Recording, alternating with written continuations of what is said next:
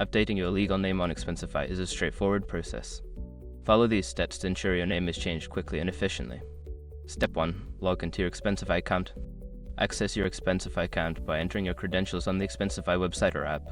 Make sure you are logged in to proceed with the name update. Step 2. Navigate to account settings. Don't continue before doing this. A lot of online accounts end up exposed in breaches without people even realizing it. Use SROP to constantly monitor your email and accounts and get alerted immediately if your information gets leaked online. It scans billions of breached records 24/7 in the background.